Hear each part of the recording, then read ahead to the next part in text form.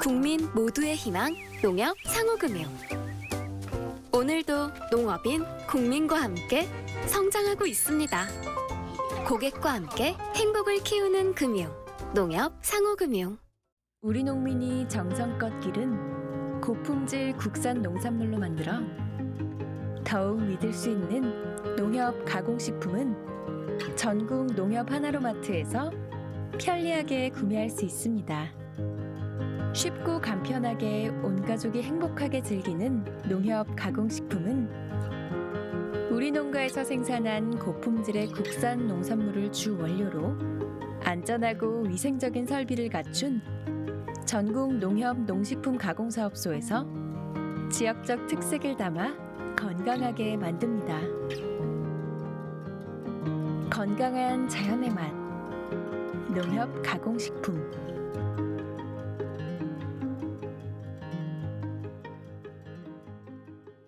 여러분 안녕하십니까. 대한민국 농축산물 시세 정보를 생생하게 전해드리는 생방송 가락통 365 아나운서 나경철, 박혜연입니다.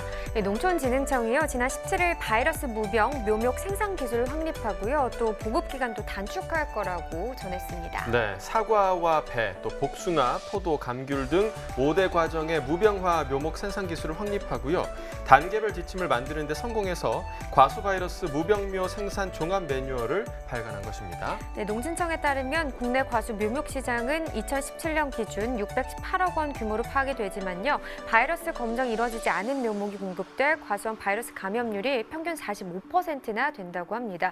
바이러스에 감염된 나무는 생장이 더디거나 고사하는 증상과 함께 이 생산량도 2에서 40% 감소하면서 과일의 당도도 떨어진다고 하네요. 네, 이에 따라 농진청은 2030년까지 국내 묘목 유통량의 60%를 무병화묘로 공급하는 것을 목표로 하고 있는데요.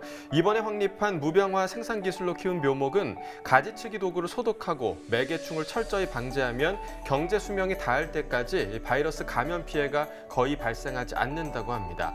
또한 생산 시스템을 개선해서 무병 묘목 보급 시기도 7년가량 앞당겼다고 하네요. 네, 바이러스 없이 건강하고 우수한 이 과수 묘목의 생산과 공급이 이루어지길 기대해 보겠습니다. 자, 잠시 시작하기 전에요, 가락동 농산물 시장 연결해서 지금 현장 분위기 어떤지부터 들어보겠습니다. 이경업 캐스터 현재 어떤가요?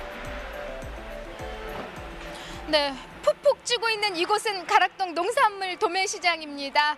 자, 월요일에 첫 경매가 펼쳐졌는데요.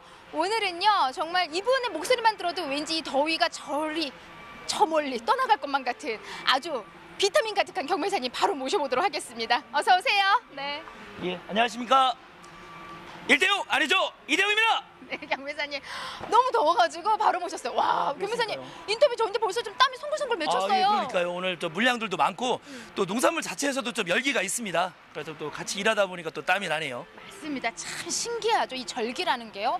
어제가 1년 중에 낮이 가장 길다는 바로 하지였습니다. 예, 그렇습니다. 근데 하지가 어제였는데 딱 하루 지났을 뿐인데 와, 지금 전국적으로 폭염주의보 내린 거 꽤 많고요. 예. 지금 가락동도 한낮 온도 36도 이상 올라갔어요. 예, 그렇습니다. 꽤 무더운 날씨입니다. 예, 네, 그렇습니다. 이렇게 날이 덥다 보면 아무래도 가락동에 많은 변화가 있을 것 같은데요. 그렇죠. 네. 지금 온도가 많이 올라가다 보니까 지금 성수 출하되는 오이호박 가지, 과채류와 고추 물량이 상당히 늘었고요.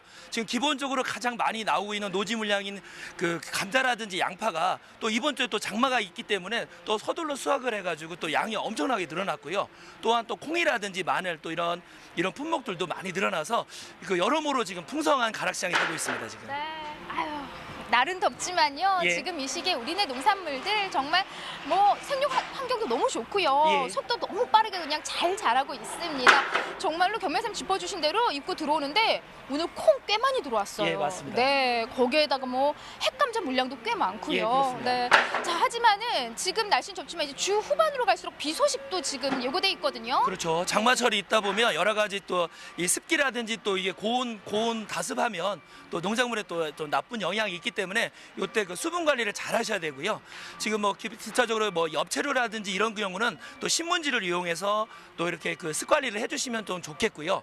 또 과채류라든지 아니면 양파, 마늘 이런 거 같은 경우는 수확하고 나서 그 보관하거나 잠깐 있을 때는 철저하게 또 건조하는 거에 대해서 신경을 쓰시면 그래도 오히려 또 장마철에 물량이 줄다 보니까 또 수치 가격이 올라갈 수 있는 그런 또 반대 효과가 있을 수가 있으니까요. 관리만 잘하시면 또 좋은 시세 될 것 같습니다. 요즘 이제 비가 내리면 작업 안 하시는 되는 농가도 좀 있기 때문에 예. 시세는 더 좋은 흐름이라고 합니다. 다만 우려되는 게 이제 소비 심리가 좀 위축되는 부분인데 경매사님 짚어주신 대로 장마철은 특히요 여러분 습 관리 잘 하셔야 되고 더불어서 우리는 수분을 많이 섭취해야 되는 상황입니다. 자, 잠시 후에요. 오늘 너무 덥잖아요. 좀 힘날 수 있는 채소 준비했습니다. 바로 부추 소식 준비했거든요. 우리 경매사님과 경매상을 좀 더 꼼꼼히 집계한 후에 다시 연결해서 소식 전해드리겠습니다. 잠시 후에 다시 뵙겠습니다. 네, 가락동의 후끈함이 여기까지 좀 전달이 되는 것 같습니다. 네. 경매도 왠지 후끈하게 좀 진행이 될 것 같고요. 생방송 가락동 365 오늘 저희가 주목할 농산물은요 부추와 오디입니다. 또 신농사직설 코너에서는 한국형 농업기술 수출에 대한 이야기 나눠보도록 하겠습니다. 6월 22일 월요일 방송 힘차게 시작해 보겠습니다.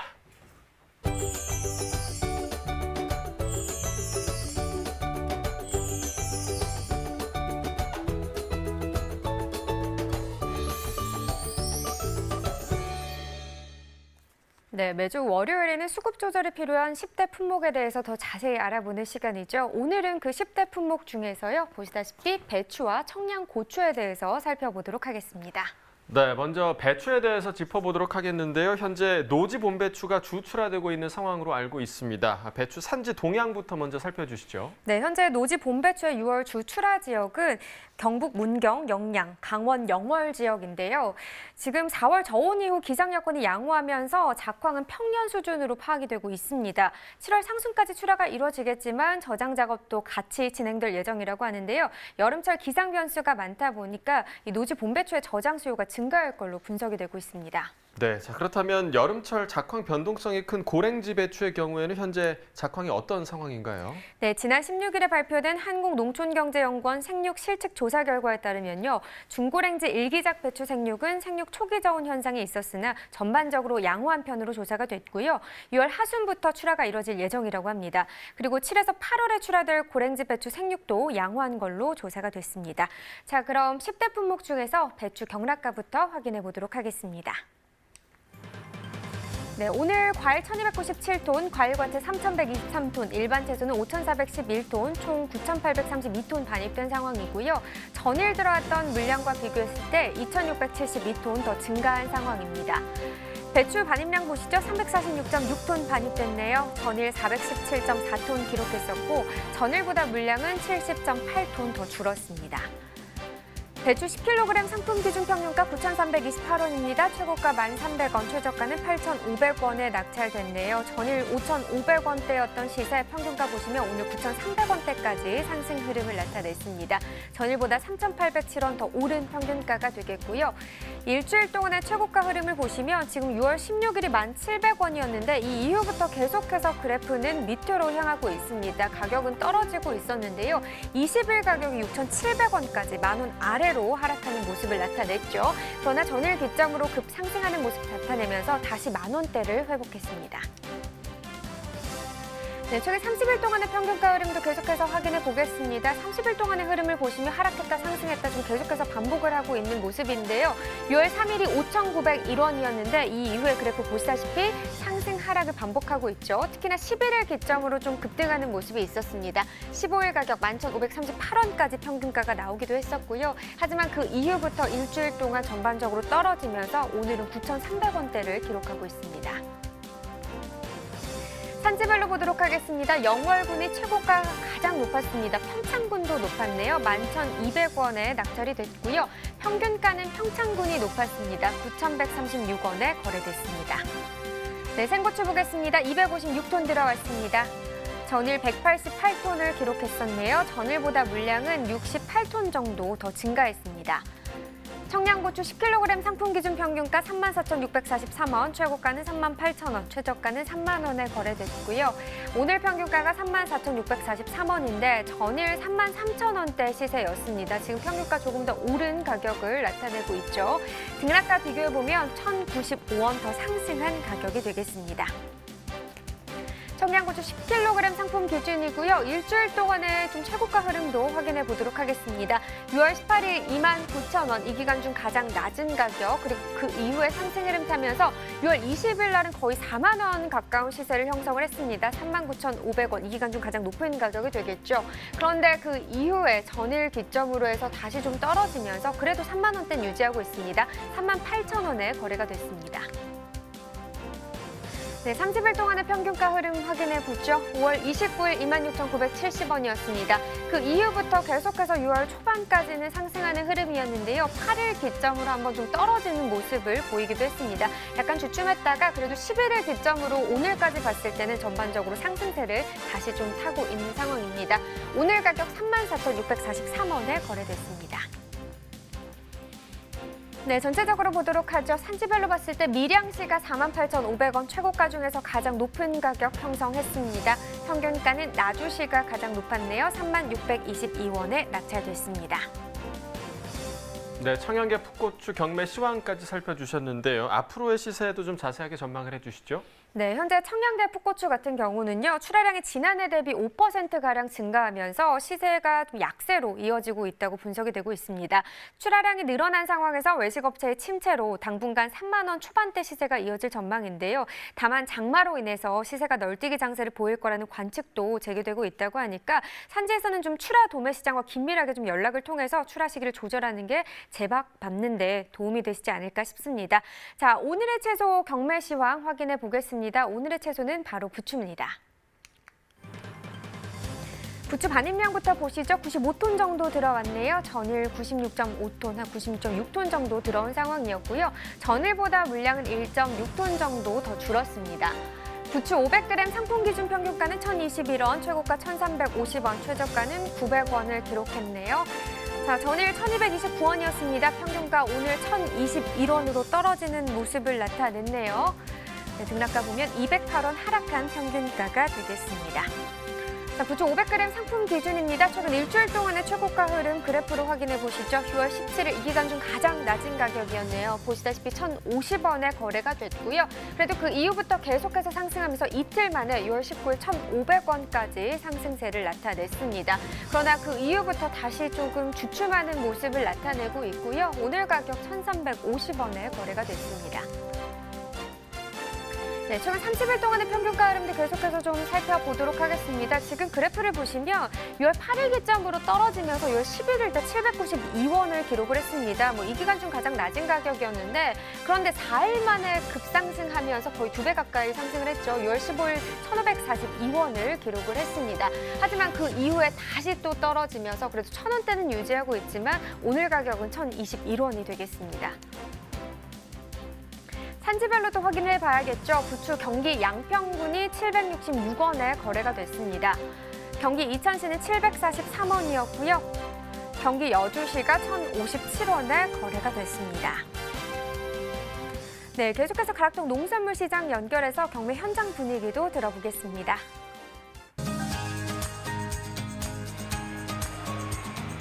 네, 가락동 농산물 도매시장에 나와 있는 팜캐스터 이경하고요. 오늘 부추 소식을 전해주실 이대영입니다.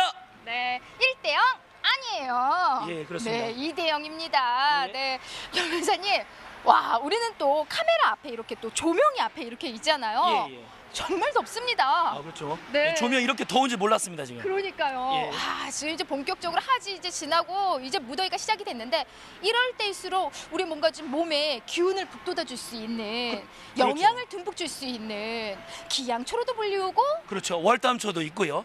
또 정으로 오래 앉아 정고지도 있고요. 그러니까요. 그렇죠. 화옥초라고 해서 또 벽을 또 부실 수 있는 엄청난 벽을 또 부실 수 있는 화옥초라고 해서 네, 그렇죠. 그리고 천연 자연 강장제인 부추를 많이 드시면 지금 많이 덥고 했는데 그렇게 기력을 회복할 수 있으니까 많이 드십시오. 맞습니다. 예. 네, 힘하면 떠오르는 채소 오늘 부추 소식 좀 전해주실 텐데요. 예. 교매사님, 부추에 대한 모든 거 알려주실 거죠 오늘요? 그럼요. 네, 어머 정말 더운가 봐요. 제가 지금 등에 땀이 좀 이렇게 떨어지는 느낌이 들어요. 네, 이럴 때 정말 우리 기를 보충해 줄 수 있는 부추를 많이 먹어야 되는데, 자 보양식에 부추가 꽤 많이 들어간단 말이죠. 예, 그렇죠.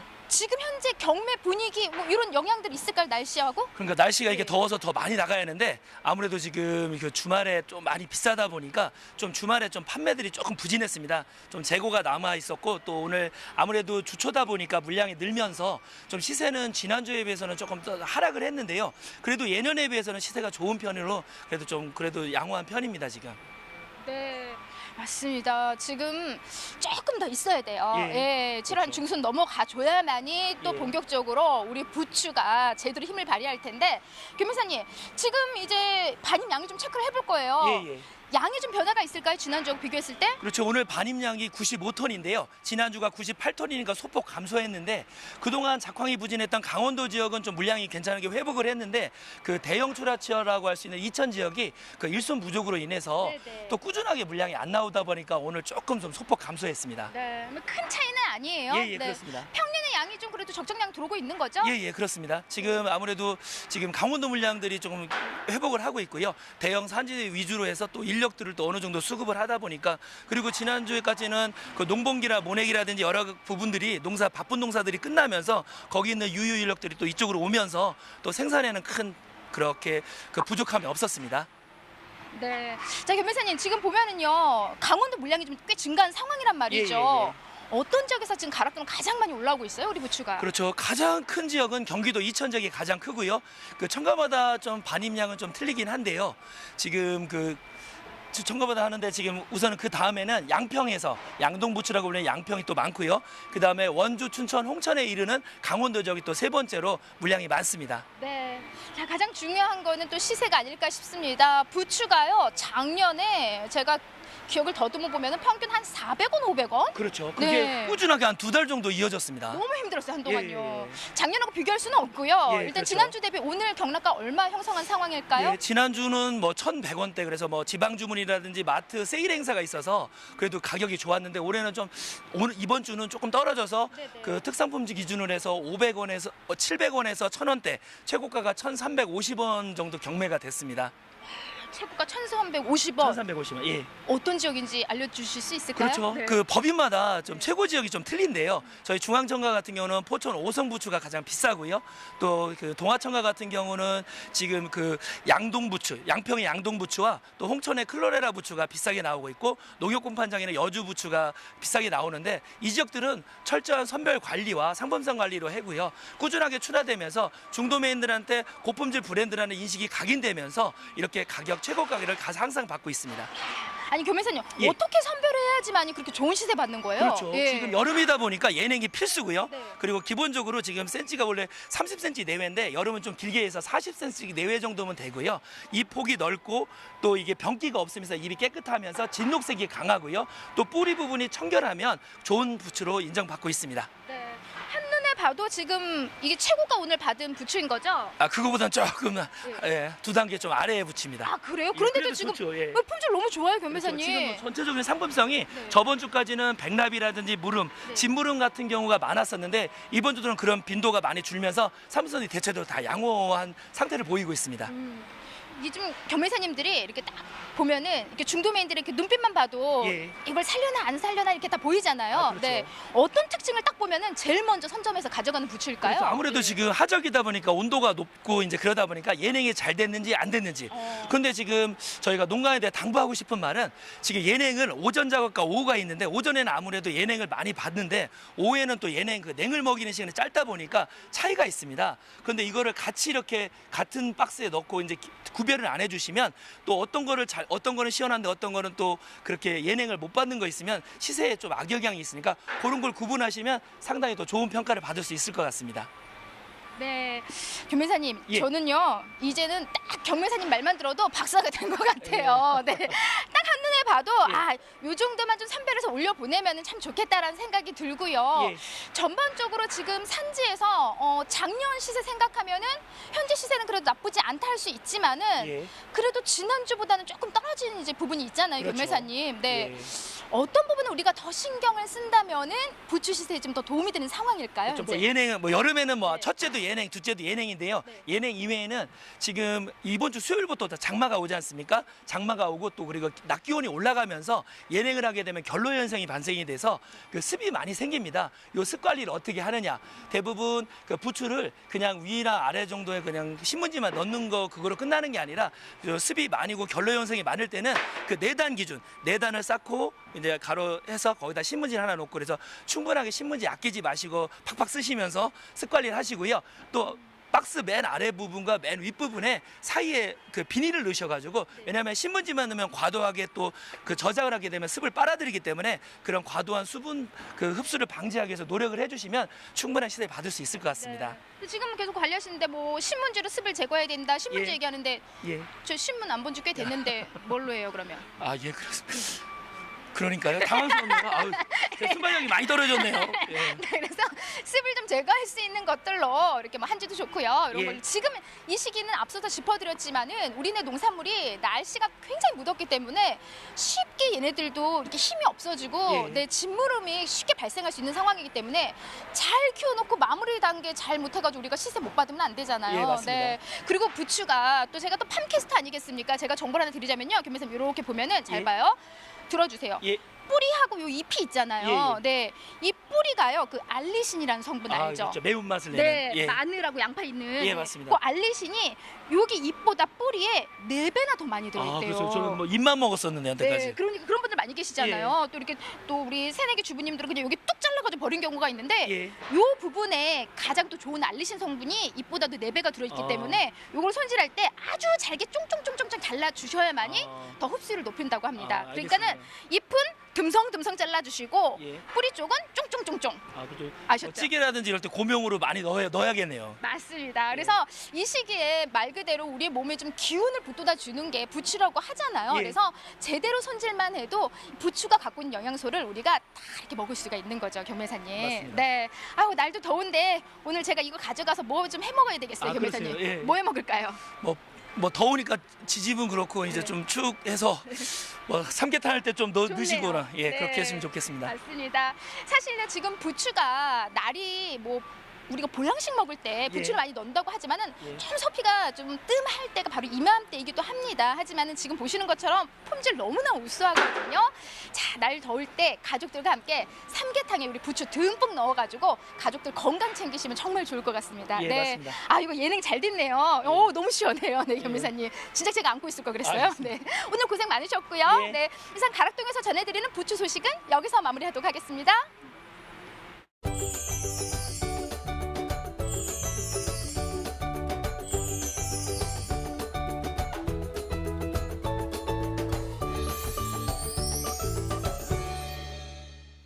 네, 10대 품목 중에서 과일 과채 중에서는 사과와 배 그리고 토마토가 선정이 돼 있는데 오늘은 이 중에서 토마토 가격에 대해서 자세히 좀 알아보도록 하겠습니다. 네, 뭐 요즘 고온으로 농산물의 생육이 빨라져서 예년보다 반입량이 증가한 상황이라고 합니다. 그런데 이런 기상 상황에 오히려 춘천 지역 토마토 농가에서는 또 피해가 발생하고 있다고 하더라고요. 네, 사실 뭐 지금 이 시기가 제철 맞은 토마토 출하로 수확의 기쁨이 좀 가득해야 할 그런 시기인데요. 이 춘천 지역의 토마토가 과실 피해가 발생해서 이 막막하다는 이야기가 들려오고 있습니다.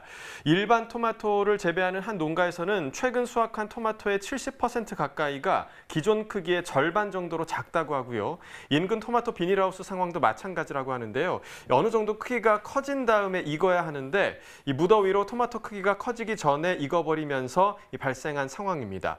크기가 작고 또 상품성이 떨어져서 시장에서 제값은커녕 농가 경영비도 건지지 못할 상황이라고 하네요. 네, 뭐 무더위로 춘천 지역 토마토 농가에 피해를 입히고 있는 상황인데요. 날씨 때문에 울고 웃게 되는 게 농사일인 만큼 이번에 좀 곧 시작된 장마 때문에 우는 일 없도록 철저한 대비를 좀 해주시길 바라겠습니다. 자, 그렇다면 현재 토마토 시장 어떻게 형성이 되고 있나요? 네, 바로 확인해 보도록 하겠습니다. 자, 반입 물량부터 보시죠. 오늘 323.7톤 반입됐습니다. 어제는 317.9톤 들어왔었고요. 어제보다 물량 5.8톤 정도 증가했습니다. 토마토 5kg 상품 기준 평균가 6,655원에 거래됐습니다. 최고가는 7,000원, 최저가 6,000원이었고요. 자, 전일 평균가 6,100원대, 오늘 평균가는 6,600원대 기록하고 있습니다. 전일보다 521원 평균가 상승했습니다. 자, 일주일 동안의 토마토 최고가 흐름 함께 보시겠습니다. 6월 16일이 가장 낮았고요. 6,000원으로 일주일 중에서 가장 낮은 가격이었습니다. 이어서 이제 상승과 하락을 반복하다가 6월 18일에 다시 상승 흐름 보이면서 19일 가격 7,000원까지 올랐고 이 최고가 오늘까지 계속해서 유지되고 있는 상황입니다. 자, 최근 30일 동안의 평균가 흐름도 함께 보시죠. 5월 25일 보시면 10,000원이 넘는 평균가까지 나왔었는데 이후에 계속해서 지금 가격이 하락세에 있었습니다. 지난주까지 평균가 계속해서 하락했고요. 15일 가격 5,889원까지 떨어졌다가 이번 주에 다시 상승세를 좀 보이면서 6,655원 오늘 가격을 기록하고 있습니다. 산지별 가격 비교해 보도록 하겠습니다. 철원군이 최고가 평균가 모두 가장 높고요. 최고가는 8,000원, 평균가 6,221원에 거래됐습니다. 자, 방울토마토 보겠습니다. 5kg 상품 기준 평균가 1,318원에 거래됐습니다. 최고가는 12,000원, 최저가 9,000원이었고요. 전일 평균가는 4,233원이었습니다. 자, 오늘은 거의 2배가 넘는 가격이죠. 1,318원 기록하고 있습니다. 전일보다 6,085원 평균가 크게 상승했습니다. 자, 일주일 동안의 최고가 흐름 함께 보시겠습니다. 6월 17일이 가장 낮았네요. 4,500원까지 내려갔던 가격이었고요.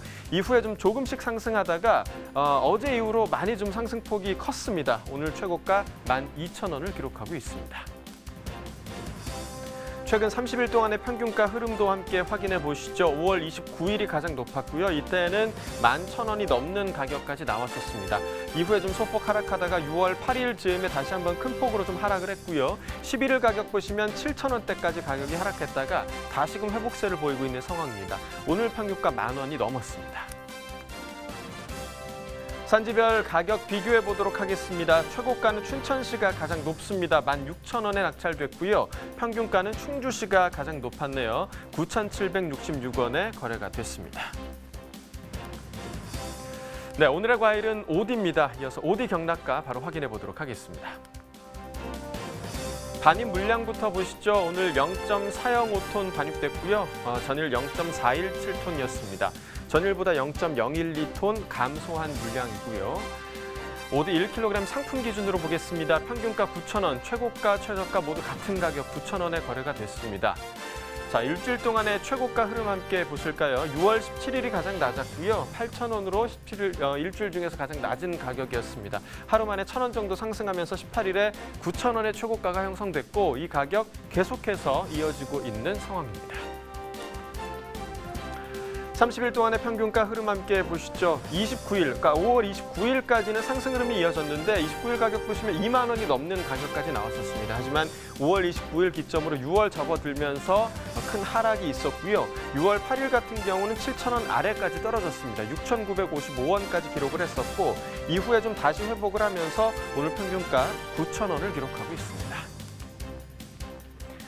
산지별 가격 비교해 보도록 하죠. 진주시가 최고가 평균가 모두 가장 높았습니다. 최고가 9,000원, 평균가 8,057원에 거래가 됐습니다.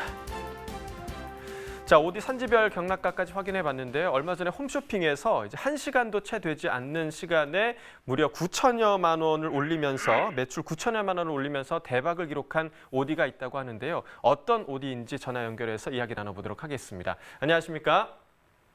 네, 안녕하세요. 네, 소개 부탁드립니다.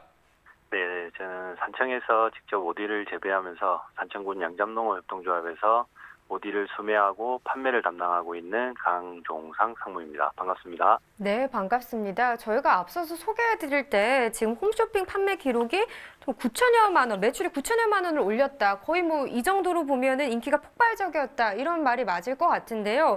판매가 이렇게 잘 될 거라고 예상을 하셨나요?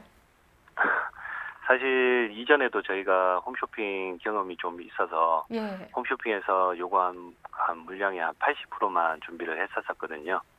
이제 그 정도가 판매될 거라고 생각했었는데 예상보다 물량이 좀 많이 나가서 125%가 판매가 되었어요. 그래서 토요일, 일요일 저희 직원들 전체 다 휴일을 반납을 하고 저희 그 농가들과 함께 홈쇼핑 물량을 준비를 했었고요. 예상외로 저희 산청군 오디가 또 많이 사랑해 주셔가지고 정말 감사하게 생각하고 있습니다. 네, 뭐 휴일 근무까지 하셨지만 모두가 좀 기쁜 근무가 아니었을까 좀 생각이 되는데요. 자, 산청군 오디의 매력이 좀 어디 있을까요? 일단 산청은 저희 그 지리산 자락의 청정 지역에서 자리 잡고 있어서 밤하고 낮 기온 차이가 많이 나는 곳입니다. 그래서 오디의 당도가 상당히 좋은 편이고요. 또 우리 오디 생산 농가들은 그 대량 생산보다는 이제 소량 생산 소규모로 경작을 하는 대신에 그 친환경 농법으로 GAP 인정까지 받으면서 그 믿고 드실 수 있는 오디를 생산하고 있어 인기가 있는 게 아닌가 싶습니다. 네, 뭐 말씀하신 것처럼 청정 지역에서 재배되고 GAP 인증까지 받은 오디라고 하니까 더 믿고 선택할 수 있을 것 같고요. 또 이 산청군 오디 같은 경우는 세척 과정을 거친 후에 또 출하된다고 하더라고요.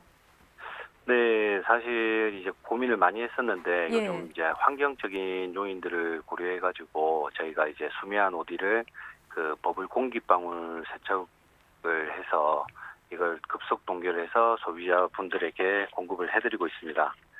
이게 이제 저희가 이제 전국 최초로 세척 오디를 이제 시작했다고 할 수 있는데요. 이 과정에서 다들 걱정하시는 바와 같이 맛이 이제 당도나 이런 부분이 많이 빠지지 않을까 하는 걱정하시는 분들이 많은데 저희가 이제 세척을 하다 보니 전혀 그렇지는 않지만은 특허받은 오디 세척 장치하고 벨트용 급속 동결기 이런 것들을 도입하면서 저희가 이제 수년간 연구한 그 과정과 테스트를 거치면서 오디의 손상을 최대한 이제 주지 않도록 노력을 했고요. 이런 관리 덕택에 소비자분들이 받아보셨을 때 만족할 만한 품질을 유지하고 있는 게 아닌가 싶습니다. 네, 말씀해 주신 대로 뭐 전국 최초의 버블 세척 오디인 만큼 차별성이 있지 않나 생각이 듭니다. 자, 그렇다면 맛이 궁금하거든요. 맛 표현을 좀 해주시죠.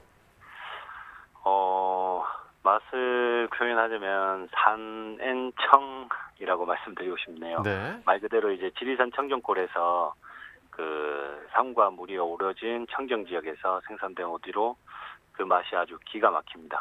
네, 뭐 이 방송 보시고 오디 구매하러 많이 가실 것 같아요. 저도 그렇고요. 사실 저 같은 경우 오디를 그냥 먹는데 또 이 기가 막힌 맛의 산청 오디를 더 맛있게 먹을 수 있는 레시피가 있다면서요. 일단 대부분 그 오디를 구매하시는 분들이 이제 청을 담아서 무더운 여름에 시원한 얼음과 함께 음료로 많이 드시려고 구입하시는데요. 네. 여기서도 이제 팁을 하나 드리면 오디는 이제 겉피가 얇고 그 물이 수분이 많아서 매실이나 이제 다른 과일처럼 이제 담금하시는 것보다 숙성이 이제 빨리 됩니다. 그래서 설탕이 녹으면 바로 걸러서 이제 액만 보관하시면 그 오디청을 더욱 맛있게 드실 수 있고요. 그리고 오디는 아침에 그 오디 한 50g에 우유 한 잔, 그리고 바나나 하나를 같이 넣어가지고 갈아서 드시면은 맛도 맛이지만은 그 동의보감에 나오는 흑심자라고 저희 그 흰머리를 검게 만든다는 그런 그 몸에 좋게, 그리고 또 변비에도 혈력이 아주 좋아서 피로회복 뭐 이런 부분에도 많이 도움이 되면서 드실 수 있습니다. 네, 뭐 동의보감 이야기까지 해주시니까 더더욱 더 신뢰가 가는 것 같습니다. 자, 앞으로 오디 관련해서 목표가 있으시다면 어떤 게 있을까요? 일단 거창한 목표는 없고요. 오디 그 생과 판매뿐 아니라 이제 그 다른 가공품 개발에도 가공품들도 개발해가지고 판매도 같이 해 나가는 것을 목표로 하고 있습니다. 네, 알겠습니다. 오늘 이야기는 여기까지 듣겠습니다. 전화 연결 고맙습니다. 네, 지금까지 오늘의 과일 오디에 대해서 살펴봤고요. 이어지는 코너는 신농사직설입니다.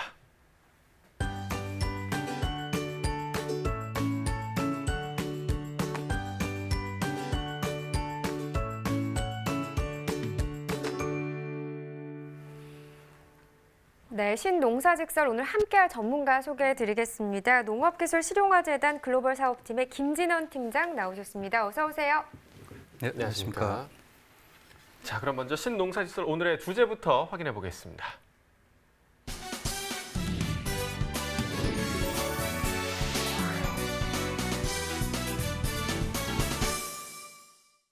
네, 오늘의 주제는 방금 보신 것처럼 한국형 농업 기술을 판다입니다. 자, 먼저 한국형 농업 기술이라는 게 어떤 건지 좀 알아봐야겠습니다. 설명 좀 해주시죠. 네, 한국형 농업 기술은 외국의 선진 기술을 그대로 수입하여 적용하거나 단순 모방하지 않고 우리 농업의 조건과 현실에 맞게 개발된 최적화된 농업 기술로서 농업 선진국과 경쟁할 수 있는 한국의 독자적인 농업 기술을 의미하는 것입니다. 분야는 농식품뿐만 아니라 농산물을 재배 생산할 수 있는 재배 기술, 그리고 비료, 농약, 농기계를 생산할 수 있는 기술, 그리고 스마트팜과 같은 첨단 농업 기술을 포함하고 있습니다. 네, 그렇다면 이 팀장님이 계신 농업기술 실용화재단의 글로벌 사업팀은 이 한국형 농업기술을 판매하는데 어떤 역할을 하게 되는 건가요? 네, 농업기술 실용화를 담당하는 기관으로서 국내 공공이나 민간에서 개발된 한국형 농업기술로 기술을 활용하여 수출 제품을 개발한 농산업체를 지원하는 역할을 담당하고 있습니다. 특히 재단의 주요 사업인 농기자재 검 인증, 그리고 종자 보급과 육성, 그리고 스마트팜 혁신별리 운영기관으로서 역할에 맞게 농기자재 그리고 스마트팜 품종 업체를 중심적으로 지원하고 있습니다. 네, 저희가 신문 기사나 인터넷 기사로도 종종 접하는 소식인데요. 먼저 스마트팜의 해외 진출에 대한 이야기를 좀 나눠보도록 하겠습니다. 자, 일단 스마트팜의 세계 시장 규모가 어느 정도인지부터 좀 짚어보고 넘어가도록 하겠습니다. 현재 어느 정도인가요? 네, 세계 스마트팜 시장 규모는 이제 지속적으로 증가 추세에 있는데요. 네. 2018년 75억 불에서 2023년 135억 불로 연평균 12.4%로 고성장할 것으로 전망을 하고 있습니다. 이에 따라서 시장 선점 경쟁이 가속화되고 있는 그런 상황입니다. 네, 그렇다면 현재 한국형 스마트팜 수출 현황도 궁금한데요. 어떤 상황인가요? 네, 2018년 현재 국내 스마트팜 연간 수출 총액은 5억 불 수준으로 세계 시장의 6.6% 수준입니다. 스마트팜 수출 업체 중에 총 수출액이 50만 불 미만 업체가 90%를 차지하고 있고요. 현재 스마트팜 온실 구축에 필요한 기자재, 즉 필름이나 구조물, 그리고 품종 등의 수출을 위해서 해외 전시 박람회 참석 등 마케팅으로 개별적으로 거래처를 발굴하여 수출을 진행 중에 있는 상황입니다. 네, 수출 분야는 이제 그 온해 시설 기자재가 대부분이고 축산 기자재는 국내 실증이 완료되어서 현재 이제 수출을 시작할 수 있는 단계에 이른 것으로 추정되고 있습니다. 네, 그러니까 정리를 해보자면 현재는 대부분 기자재별로 이제 업체들이 개별 거래처를 찾아 나서서 수출을 하고 있다라는 그런 말씀이신데, 이런 문제를 결국 해결하기 위해서 이 스마트팜 패키지화를 추진하는 것으로 저희가 좀 들었습니다. 스마트팜 패키지 어떤 것인지 좀 설명을 해주시죠. 네.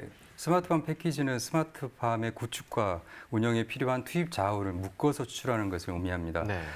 개별 스마트팜 자재가 아니라 농산물 품종을 비롯해서 환경 제어기 등 스마트팜 시스템, 그리고 비닐과 양액 설비 등 시설 자재 등을 묶어서 턴키 방식으로 수출하는 것을 의미합니다. 네, 스마트팜에 필요한 걸 한 달 묶어서 해외에 판매한다면 더 효과적일 것 같다는 생각이 드는데, 올해 좀 추진 중에 있는 걸로는 어떤 것들이 있을까요? 네, 올해 농림축산식품부 사업인 스마트팜 패키지 수출 활성화 사업을 통해서 카자흐스탄과 그리고 동남아 지역 한국의 2개국에 21년까지 한국형 스마트팜 데모 원실을 구축하고 26년까지 운영과 홍보를 추진하기 위한 준비 단계에 있습니다. 현재 현지 협력기관을 발굴하고 스마트팜 데모 원실을 구축할 수 있는 부지를 확보하고 있고, 원실을 설계하고 있고, 인프라를 구축하고 있고, 그리고 스마트팜을 구축하고 운영할 수 있는 컨소시엄 기업을 선정하는 그런 작업들을 하고 있습니다. 이는 정부가 추진 중인 신북방, 신남방 정책 중 농산업 부분 해외 수출 전략과 맥락을 같이 하는 것으로 보시면 될 것 같습니다. 네, 방금 말씀해 주신 부분 중에서 이제 데모 온실을 구축한다라는 표현이 있었는데, 이 데모 온실 구축 어떤 효과를 좀 기대할 수 있는 걸까요? 먼저 이제 데모 온실 개념에 대해서 말씀을 드리겠는데요. 네. 우리가 이제 아파트 분양을 하기 전에 사전 마케팅을 위해서 모델 하우스를 이렇게 짓잖아요. 네. 이런 거를 데모 온실이라고 보시면 되겠습니다. 한국 스마트팜 시설과 시스템을 수출하기 위해서 많은 노력 중에 있는데, 수출액이 50만 불 미만의 업체가 대부분으로서 업체 개별적으로 수출을 진행하는 데 많은 어려움에 봉착해 있는 그런 상황입니다. 그래서 데모온실을 신북방, 신남방 지역 수출 거점으로 활용하게 되면 현지 데모온실을 구축하는 국가나 그리고 주변 국가에 우리 한국 스마트팜 시설의 우수성과 그리고 경쟁력을 입증하는 데 큰 도움이 될 수 있겠고요. 이는 한국형 스마트팜 수출에 큰 계기가 됐을 것으로 기대하고 있습니다. 네, 뭐 모델하우스와 비교를 해주시니까 이해가 좀 더 좀 쉽게 되는 것 그렇습니다. 같은데 네. 그럼 데모온실의 운영은 어떻게 이루어지는 건가요? 네, 21년까지 이제 데모 온실이 구축되면 26년까지 향후 5년간 온실을 구축한 우리나라 컨소시엄 기업이 그 데모 온실을 활용해서 농산물을 현지에서 생산 판매하게 되고 그리고 생산 판매한 농산물의 수익을 대부분 운영비로 다시 투입하게 돼서 네. 운영을 할 예정입니다. 그리고 참고로 26년까지 운영한 후에 현지 기관과 이제 상호 협의해서 지속 운영에 대한 부분을 협의할 예정입니다. 예, 그러니까 스마트팜의 패키지화에 대해서 이제 일단 설명을 해주셨는데 이 패키지화를 넘어서 이제는 한국형 농업기술 패키지 해외 테스트베드 구축에 나선 것으로 저희가 좀 들었습니다. 네. 자, 이 부분은 좀 어떤 걸 의미하는 건가요? 네, 품종과 농기자재 수출을 단일 품목으로 수출하는 것보다는 품종을 재배해서 생산할 수 있는 기술 그리고 비료 농약 등 농기 자재 그리고 이런 것들을 재배 시설 이런 것들을 패키지로 수출하는 것이 훨씬 효과적입니다. 예. 따라서 이러한 제품들을 수출하기 위해서는 먼저 선행돼야 될 것이 우리나라 농업 환경과 다른 해외 농업 환경에서 사정 성능 검증이 필요한데요. 예. 이런 사정 성능 검증을 패키지로 실증할 수 있는 실증지를 마련을 해야 됩니다. 재단은 이제 현지 기관과 그리고 우리나라 제품을 구매할 의사가 있는 현지 기업과 서로 협력해서 이런 실증지를 마련해서 구축 운영하고 있는데요. 이거를 해 테스트 베드라고 합니다. 네. 현재 이제 중국, 베트남, 카자흐스탄, 인도 등의 구축 중에 있고요. 금년에는 러시아를 추가할 예정에 있습니다. 그다음에 이 테스트베드는 어떤 역할을 하는 것인지 이 부분도 궁금하고요. 그로 인한 수출 성과가 또 어떻게 되는지 이 부분도 짚어주시면 좋을 것 같네요. 네, 재단에서 마련한 실증지인 테스트 베드에는 많은 농산물들이 재배되고 있는데요. 네. 우리나라 농산업체들이 수출 대상 제품을 이러한 농산물에 투입을 해서 그 성능을 검증하고 경쟁력을 입증하고 그 내용을 이제 마케팅적으로 활용할 예정입니다. 그리고 재단은 테스트 베드에 현지 바이어들과 관계자들을 초청해서 시연회와 그리고 매칭 상담을 진행해서 수출 계약까지 이루어지게 하는 그런 작업들을 하고 있습니다. 예. 해 테스트베드 사업을 통한 수출 성과로는 16년 2,900만 불에서 19년 9,400만 불로 약 3배 이상 이렇게 증가하고 있는 그런 상황입니다. 네, 뭐 3배 이상 증가했다고 하니까 이제 해외 테스트베드 사업이 정말 성공적이었다라고 얘기를 할 수가 있을 것 같은데요. 네. 그중에서 지난해 대표적인 성과로는 좀 어떤 걸 들 수 있을까요? 네, 농촌진흥청의 스마트팜 복합 환경 제어기 기술 이전 업체이면서 국내에서 스마트팜 시설과 설비 등을 시공하는 업체가 18년에 재단이 준비한 카자흐스탄 테스트베드 구축 사업에 참여해서 현지 기업체와 약 1,720만 불의 수출 계약을 체결을 했습니다. 이거는 이제 작년 4월에 문재인 대통령이 국빈 방문 시에 그 행사와 함께 이렇게 진행된 사업입니다. 예. 네, 뭐 지금 팀장님께서 말씀해주신 이 카자흐스탄의 한국형 스마트팜을 수출하는 쾌거를 이룬 업체와 지금 연결이 되어 있습니다. 네. 전화 연결해서 자세한 이야기 좀 나눠보도록 하죠. 안녕하세요. 네, 안녕하세요. 주식회사 나르트렌드 김원태 차장입니다. 네, 반갑습니다. 자, 저희는 뭐 사실 농업 분야에 수출하면 농산물을 수출하는 거 이 정도로만 생각을 해왔었는데 이제는 뭐 국내 기술력이 해외에서 인정을 받고 있는 것 같습니다. 지난해 카자흐스탄에 수출된 스마트팜 어떤 시스템인가요? 네, 이미 국내 농업은 자동화 시스템이 도입된 시설원예 산업으로 눈부신 발전을 했습니다. 이번에 수출 패키지 사업에 적용한 기술은 농촌진흥청의 기술을 농업기술실용화재단을 통해 이전받고 여기에 자사의 노하우를 포함시킨 순수 한국산 스마트팜 시스템입니다. 뭐 한국형 스마트팜이 해외로 수출된다 뭐 이렇게 말만 들어도 기분이 참 좋은데요. 수출 계약이 체결됐을 때 기분이 남다르셨을 것 같아요. 네, 2년 전쯤에 농업기술실용화재단의 테스트베드 사업의 주사업자로 선정이 되었었습니다. 그래서 현재 조그마한 한국형 테스트베드를 구축을 했고요. 그 후로 각종 전시회나 현지 농민들의 상담 요청이 있을 때마다 출국을 했었습니다. 그렇게 최소 1년 이상 정도를 현지인들을 만났고요. 상담을 해주다 보니까 그들도 우리한테 조금씩 이제 신뢰를 얻게 됐고 저희도 약간의 인지도를 좀 넓히게 된 것 같고요. 그렇게 하다가 첫 계약이 성사되었을 때는 이제 이런 생각을 했죠. 우리가 이제 품질 좋은 품질 좋은 스마트팜을 설계를 하고 제공하는 그런 임무를 이제서야 시작을 하는구나. 각오를 새로이 하자. 그런 생각을 했었습니다. 저희가 생각해도 비교적 짧은 시간에 계약까지 성사했다고 생각을 했는데요. 네. 여기에서 이번에 저희가 이렇게 성공하게 된 거는 실용화재단이 저희와 동행하면서 통역도 도와주시고 또 우리 나래 트렌드 입지에 대해서 정부에서도 신뢰하는 기업이다 이렇게 해준 덕분이라고 생각을 합니다. 네. 네. 자, 그동안 스마트팜 시설은 네덜란드와 같은 경쟁 국가 제품이 좀 선점하고 있어서 해외 진출에 좀 어려움이 있다고 들었는데요. 스마트팜 수출에 좀 참여하게 되신 계기가 있으실까요? 네. 카자흐스탄은 영토는 상당히 광활합니다. 네. 하지만 그 척박한 농업 환경을 가지고 있는데요. 그래서 우리나라의 이 선진화된 시설원예 농업이 현지에 들어가서 이제는 나눔을 실행할 때라고 생각을 했습니다. 물론 그 기업의 이익을 위하고 또 카자흐스탄의 이익을 위한 일거양득을 생각하는 차원으로 참여를 하자 이렇게 생각을 했던 거죠. 예. 네. 그럼 이 한국형 스마트팜에 대한 현지 반응은 어떻습니까? 유럽의 몇몇 온실 회사들이 그 수많은 프로젝트를 성사시키게 된 주된 요인은 무엇보다 그 오래된 온실 종주국이라는 그런 인식을 바탕으로 굳어진 신뢰, 즉 품질에 대한 신뢰라고 생각을 합니다. 수년 전부터 하나둘 그 한국의 온실 관련 업체들이 이제는 카자흐스탄 현지 진출의 모습들도 어렵지 않게 볼 수가 있고요.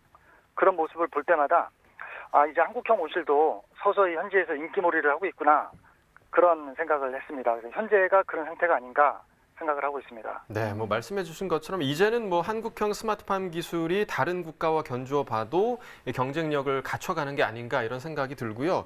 앞으로 기대되는 점도 많으실 것 같습니다. 네, 말씀드렸다시피 그 유럽의 온실 종주국들의 선점 요인은 그 전통에 대한 신뢰입니다. 네. 한국형 자재와 온실도 이제 그 종주국들의 역사와 전통에 버금가는 실적을 쌓기 시작할 때라고 생각을 하고요. 한국 온실에 대한 그 신뢰의 기반이 생긴다면 앞으로 그 한국형 스마트팜에 대한 선호도도 그 유럽의 정주국 못지않게 높아지지 않을까 생각하고 있습니다. 네, 카자흐스탄을 발판으로 스마트팜 시장에도 한류의 바람이 불지 않을까 이런 생각을 하게 되는데요. 그럼 현재 수출을 준비하고 있는 또 다른 나라가 있을까요? 네, 저희는 현재 카자흐스탄 외에도 러시아, 베트남의 진출을 계획하고 있습니다. 그래서 꾸준히 각종 국제적인 그 업무 행사에 참가해 왔고요. 또 자체적으로도 현지 기업들과 MOU를 체결한다든가 하는 기본적으로 인지도를 넓히는 데 필요한 아주 기본적인 업무는 항상 준비해 오고 있습니다. 네, 계속해서 스마트팜 수출 활성화를 위해서 힘써 주시길 바라겠고요. 앞으로 좀 어떤 계획을 세우고 있으신지 좀 마지막으로 말씀해 주시죠. 이번에 준비하고 있는 그 카자흐스탄 수출 패키지 사업을 계기로 해서요. 저희가 현지 사무소를 개소해서 운영할 계획입니다. 네. 그것을 거점으로 해서 주변 인근 국가로 점차 수출형 스마트팜의 개발할, 그다음에 보급이 가능한 한국형 스마트팜 수출 플랫폼이 되도록 하는 것. 그게 우리 목표고요. 그 목표를 향후 한 10년 내외로 성사될 수 있도록 노력할 계획입니다. 네, 알겠습니다. 저희도 같이 응원하도록 하겠습니다. 오늘 전화 연결 고맙습니다. 네, 감사합니다. 네. 자, 이번에는요, 국내 품종의 해외 진출 지원 사업에 대한 이야기를 좀 해보도록 하겠습니다. 팀장님, 현재 국내 품종 해외 진출 현황은 어떤 상황인가요? 예, 2020년 6월 현재 중국, 베트남, 그리고 미국, 미얀마, 네덜란드 5개국에 딸기, 국화, 이탈리안 라이가스 품종 5개에 대해 노열티를 확보하고 있습니다. 특히 금년에는 이제 한국 참나래 품종을 프랑스로 진출시키기 위해서 노력하고 있습니다. 네, 국내 품종의 해외 진출 지원 사업을 추진하게 된 배경에는 좀 어떤 배경이 있을까요? 예, 그 품종도 이제 특허 기술 중에 하나입니다. 네. 이제 재단은 농업 분야 특허 기술을 해외 이전 거래하고 사업하는 임무를 가지고 있습니다. 그래서 농촌진흥청 및 지자체에서 개발한 품종을 수출하고자 하는 한국 농산업체를 지원하고 있고요. 또 해외 기업체가 우리 품종 거래를 요구할 경우 특허 기술료의 일환으로 일정 비율의 로열티를 받고 수출을 추진하고 있는 그런 상황입니다. 예. 네, 그럼 어떤 절차로 또 국내 품종의 해외 진출이 성사되는지 이 부분도 또 궁금하네요. 네. 농업기술실용화재단 또는 이제 품종 육성 기관으로 우리 품종에 대한 그 국내 기업의 해외 진출 수요가 접수되면 사업성을 검토해서 해당 기관 심의를 통해 해외 진출 여부를 승인하게 됩니다. 국가별로 기후와 재배 환경 조건이 다르기 때문에 통상 2년에서 3년 정도의 시험 재배를 거쳐서 그 생산 가능성이 인정되면 로열티 계약을 체결하고 있습니다. 네. 자, 현재 뭐 시험 재배 중인 품종이 어떤 품종인지도 궁금하고요. 어느 나라로 수출하기 위한 품종인가요? 네, 그 현재 미국과 호주의 강귤 그리고 미얀마에는 딸기, 네. 그리고 중국에는 국화 등을 시험 재배하고 있습니다. 작물별로 이제 시험 재배 기간은 좀 다르지만 현재 잘 적응해서 시험 재배가 성공하면 로열티 계약을 추진할 예정에 있습니다. 현재 국내 품종으로 받고 있는 이 로열티액이 얼마나 되고 또 앞으로 예상액은 또 얼마가 될까요? 네, 2010년부터 2019년까지 누적된 국가 육성 품종 그 로열티 수취액은 5개 작물 24개 품종에 대해서 21억 7,800만 원 정도 됩니다. 예. 뭐 지금 이제 수치로 정확히 얘기할 수 없지만 현재 해외에서 한국 딸기, 참다래 그리고 하회에 대한 인기가 매우 높아서 향후에도 로열티 금액은 지속적으로 증가할 것으로 전망하고 있습니다. 네. 자, 농업기술실용화재단 글로벌 사업팀이 올해에는 이제 긴급 코로나19 대응 해외 마케팅 지원 사업도 추진하고 있다 이렇게 들었는데요. 어떤 이유에서 좀 진행이 된 건가요? 네, 이제 현재 코로나 사태 그 장기화로 인해서 농산업체들이 해외 현지 시장 조사를 한다든가 마케팅, 물류, 수출 계약 등의 그 대부분 수출 과정에서 어려움을 직면하고 있습니다. 예. 그래서 이런 중소 농산업체들의 수출 애로사항을 해결해 조금이나마 도움이 될 수 있도록 기존에 이제 오프라인인 전시 박람회 사업을 긴급하게 변경해서 맞춤형 수출 지원 사업과 그리고 온라인 매칭 상담회 사업으로 변경하여서 총 70개 업체를 지원하고 있는 상황입니다. 그럼 지원 대상 분야는 어떻게 되나요?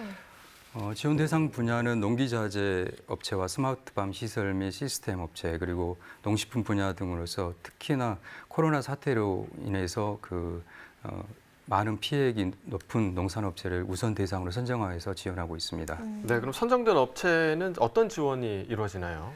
네, 맞춤형 수출 지원 사업은 선정된 20개 업체를 중심으로 해서 홍보 자료 제작, 물류비, 그리고 시장 조사, 현지 인허가 추진 컨설팅 사업을 업체당 1,000만 원 이내에서 선택적으로 사용할 수 있도록 지원해드린 사업입니다. 네.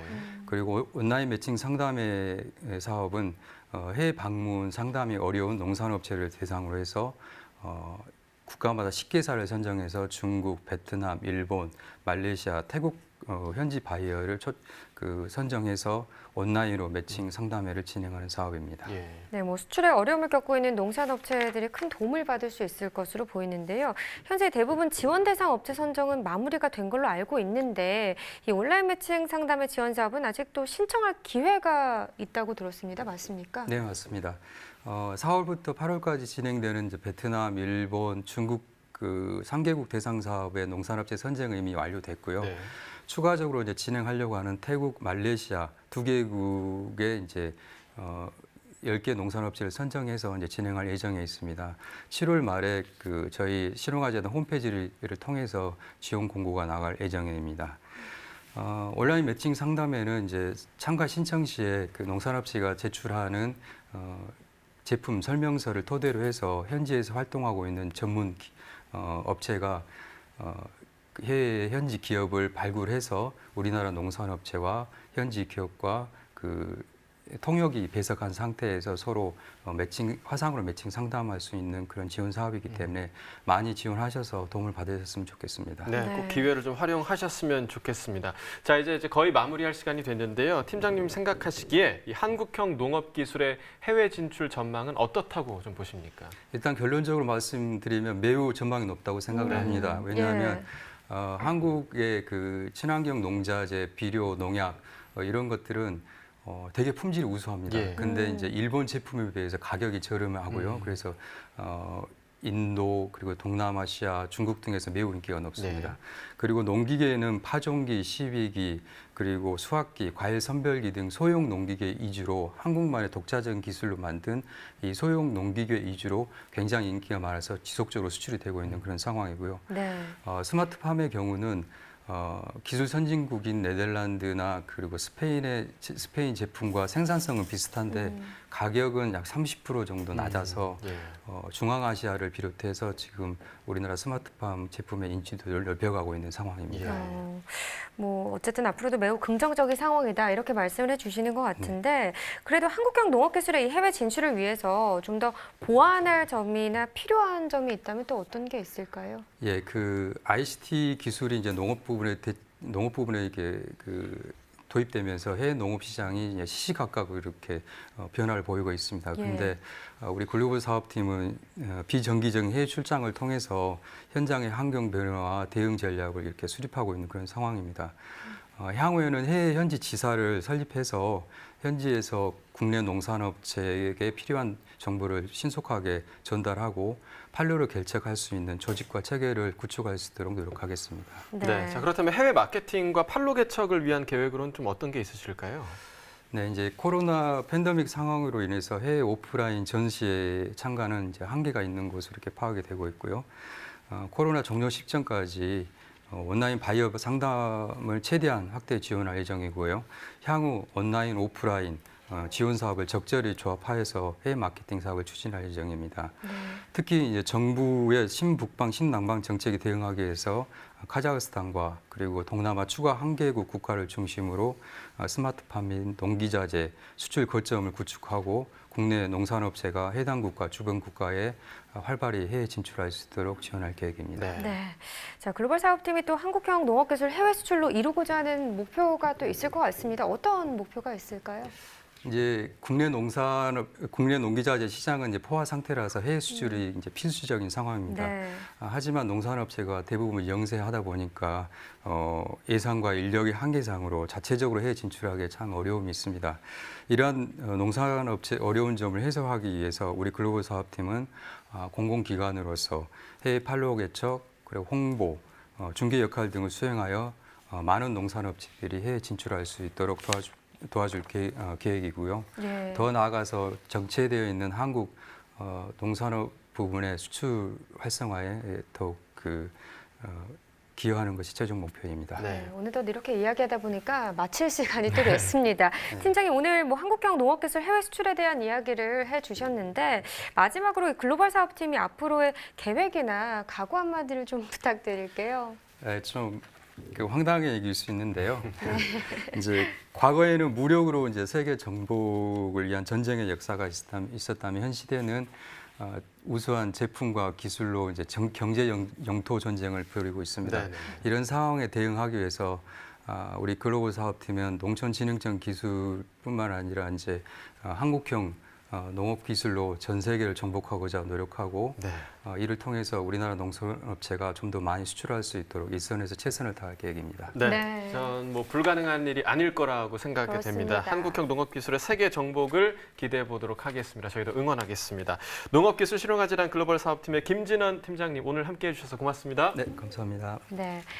지난번 저희 농촌의 맛에서 배 소개해드렸었잖아요. 구입하실 수 있는 방법도 안내해드리도록 하겠습니다. 구매 문의 스마트팜 주소 나가니까요. 더 싱싱한 배 구입해보시면 좋을 것 같습니다. 네, 생방송 가락동 365 오늘 저희가 준비한 소식은 여기까지입니다. 내일 이 시간에는 양배추와 또 옥수수에 관한 시세 갖고 다시 찾아오도록 하겠습니다. 시청해주신 여러분 고맙습니다.